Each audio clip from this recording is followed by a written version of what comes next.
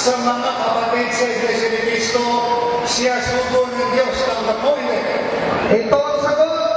Si Ginoong Felix Manalo, it is only his praying na sinabi sa kanya, pero sabi nila, Jeremiah 23:21, God says, I did not command them, Lord, I didn't speak to them, I didn't send them, but the way I sent them, these people, these false prophets and messengers, God has not spoken to them, even in dreams, even in visions, even verbally, because you failed in your heart of yourself, when the Ginoong Felix Manalo is not in scripture.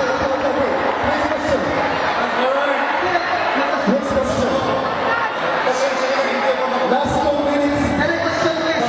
Medyo, hindi ko maintindihan yung sagot mo eh. Tagalog yun, hindi ko maintindihan. Okay. We are doing Tagalog. You are speaking in tongues. Okay? Kaya hindi ko maintindihan. Any question from the people? Okay. Please make it a little bit slowly. Okay. Okay.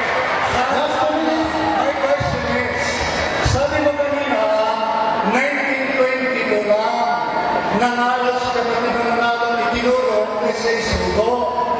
Ang sabi ko kanina sa'yo, yung mga kapatid namin, 1914 pa ng matawag, sinasabi na nila, si kapatid na Manalo nagsasabi, siya ay sugo. Ngayon, sino pa niniwalaan ko? Yung mga nakausap ni kapatid na Manalo o ikaw na lang kinig ng chismis?